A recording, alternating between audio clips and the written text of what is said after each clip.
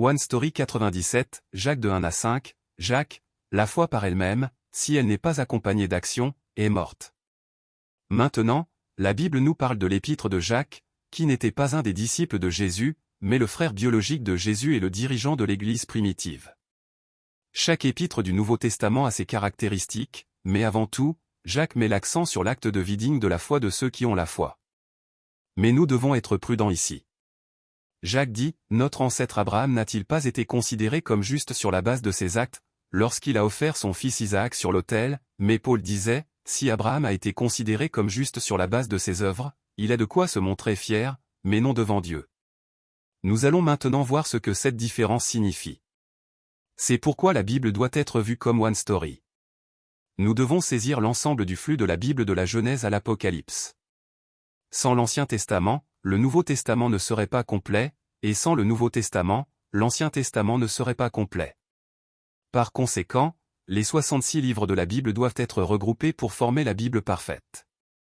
Aucun livre, aucun chapitre, aucun verset ne doit jamais s'écarter de l'ensemble de la Bible.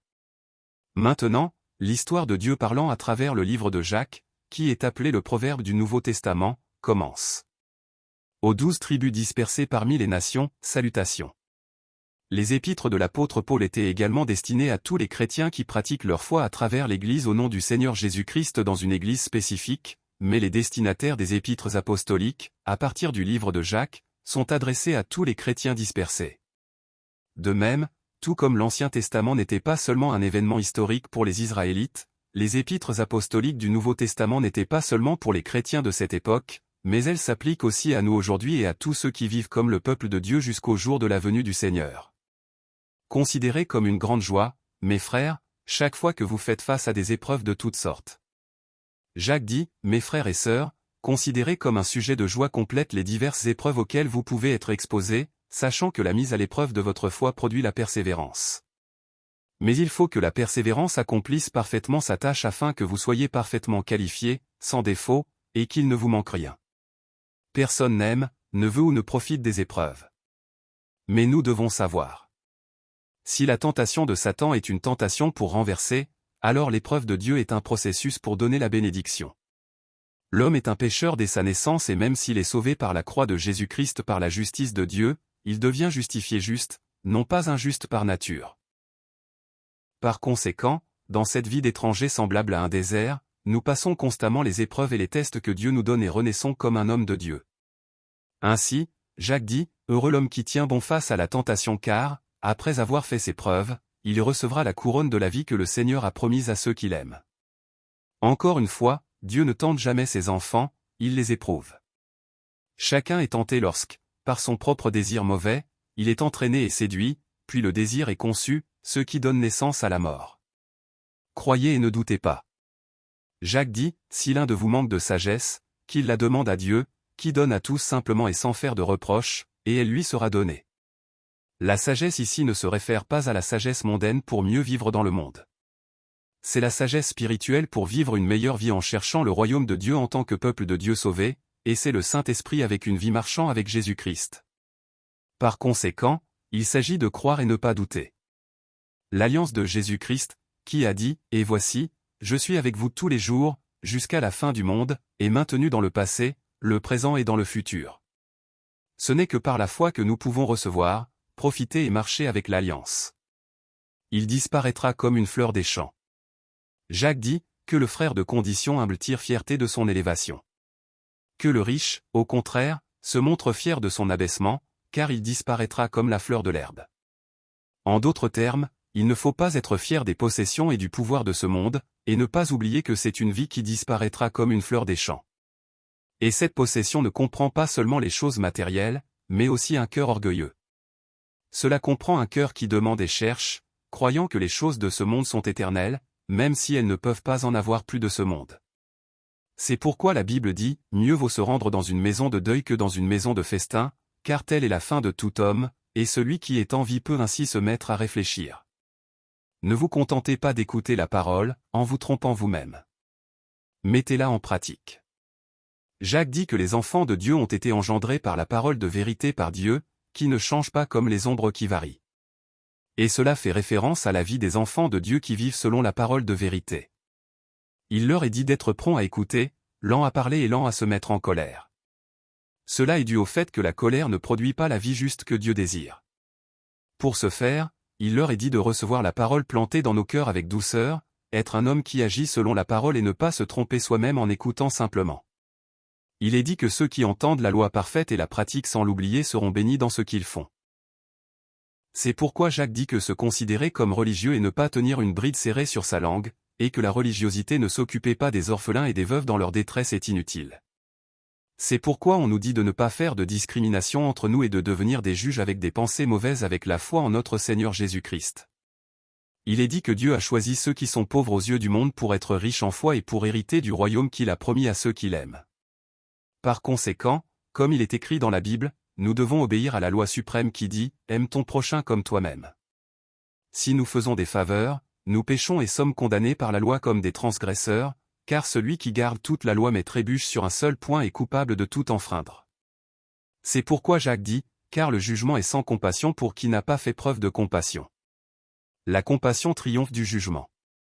Dans tous les aspects de la vie d'un chrétien, il doit juger et agir selon le cœur de Dieu, et non avec hypocrisie ou des pensées et actions égocentriques. La foi seule, si elle n'est pas accompagnée d'action, est morte. Les destinataires des épîtres de Paul aux Romains et du livre de Jacques étaient bien sur l'ensemble de l'Église. Cependant, à travers l'épître aux Romains, Paul a transmis la voie du salut aux membres influencés par les légistes, qui cherchaient à obtenir le salut en observant à nouveau la loi, parmi ceux qui avaient été sauvés par l'Évangile à travers le Seigneur Jésus-Christ.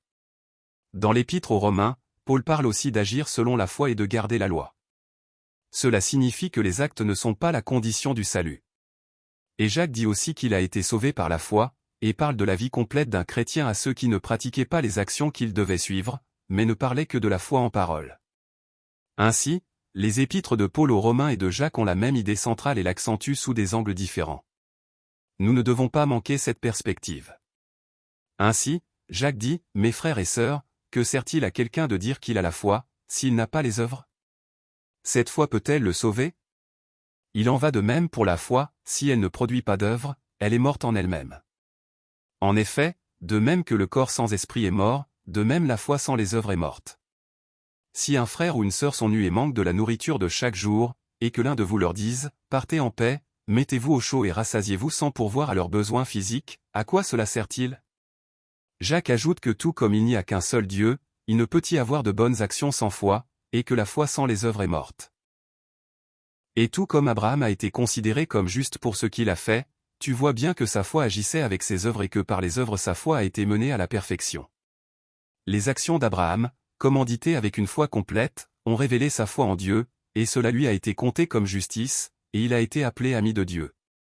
C'est pourquoi Jacques dit, vous voyez donc que l'homme est déclaré juste sur la base de ses actes, et pas seulement de la foi.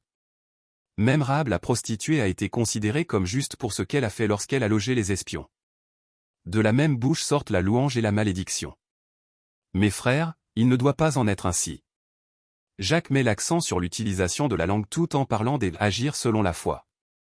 Jacques dit, nous trébuchons tous de diverses manières. Si quelqu'un ne faillit jamais en ce qu'il dit, il est un homme parfait, capable de tenir tout son corps en bride. Cela signifie que tout comme nous mettons des morts dans la bouche des chevaux pour que nous puissions diriger tout l'animal, et que les navires sont dirigés par un petit gouvernail, la langue est une petite partie du corps, mais elle se vante beaucoup. La langue est un petit feu qui brûle beaucoup d'arbres, comme un monde de mal parmi les membres du corps, elle corrompt toute la personne, met en feu tout le cours de sa vie, et toutes sortes d'animaux sont domptés et ont été domptés par l'homme, mais aucun homme ne peut dompter la langue, elle est un mal incessant, pleine de poison mortel. C'est pourquoi Jacques dit, par elle nous bénissons Dieu notre Père, et par elle nous maudissons les hommes faits à l'image de Dieu. De la même bouche sortent la bénédiction et la malédiction. Mes frères et sœurs, il ne faut pas que tel soit le cas. Les artisans de paix, qui sèment dans la paix, récoltent un fruit de justice.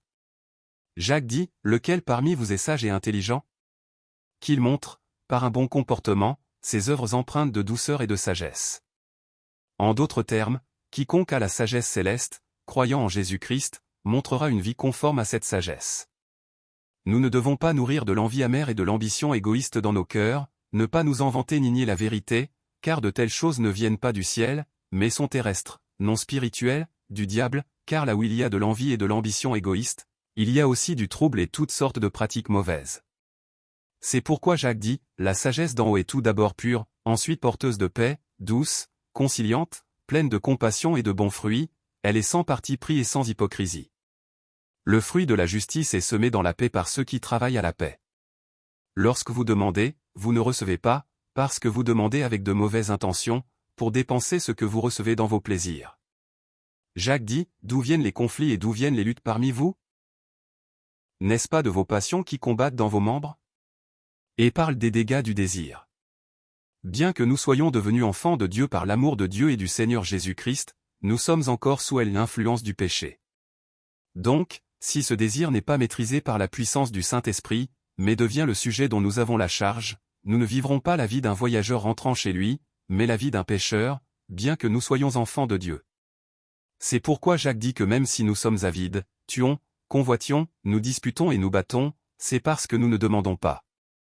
Et si nous demandons, nous ne recevons pas, parce que nous demandons avec de mauvaises intentions, pour dépenser ce que nous recevons dans nos plaisirs, et non pour le but de Dieu. Ainsi, avec l'exemple d'une femme adultère, Jacques dit que l'amitié avec le monde est une inimitié envers Dieu et devient un ennemi de Dieu.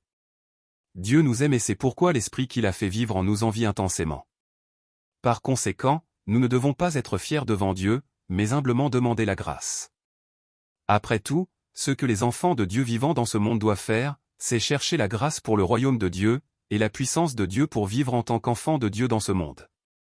Si les enfants de Dieu se soumettent à Dieu, résistent au diable et se rapprochent de Dieu, Dieu s'approchera d'eux. Dieu cherchera les pécheurs humbles et élèvera ceux qui sont dans le deuil, le chagrin et les lamentations. C'est pourquoi Jacques dit, ne dites pas du mal les uns des autres, frères et sœurs. Cela est dû au fait que ceux qui savent qu'ils sont pécheurs et qu'ils ne peuvent vivre sans la grâce de Dieu ne peuvent calomnier leurs frères. Car il n'y a qu'un seul législateur et juge. Vous ne savez même pas ce qui se passera demain. Jacques a dit, vous qui ne savez pas ce qui arrivera demain. En effet, qu'est-ce que votre vie? C'est une vapeur qui paraît pour un instant et qui disparaît ensuite. C'est comme quand les riches insensés disaient, et je dirai à mon âme, tu as beaucoup de biens en réserve pour de nombreuses années, repose-toi, mange, bois et réjouis-toi, et Jésus répondit, mais Dieu lui dit, homme dépourvu de bon sens. Cette nuit même, ton âme te sera redemandée, et ce que tu as préparé, pour qui cela sera-t-il? La vie du peuple de Dieu dans ce monde est éphémère.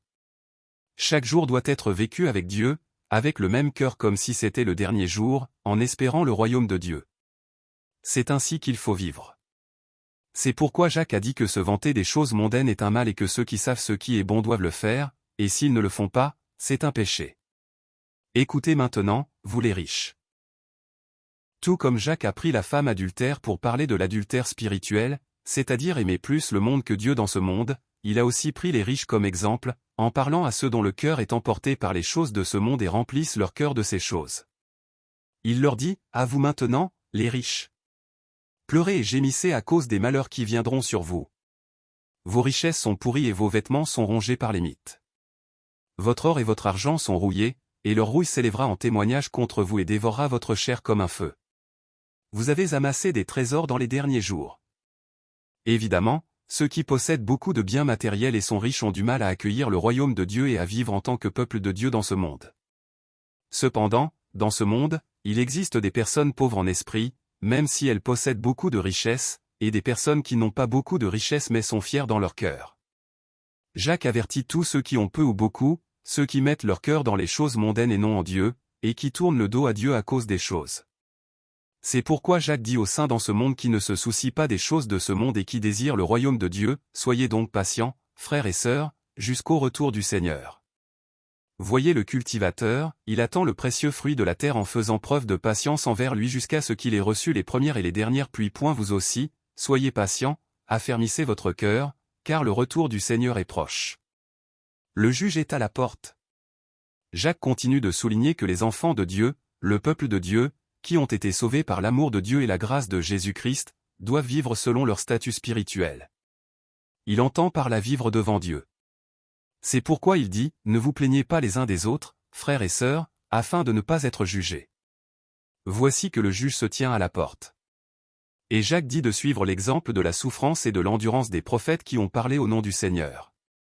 De plus, il dit, que votre oui soit, oui, et votre non soit, non, en disant d'éviter d'être condamné en ne jurant pas.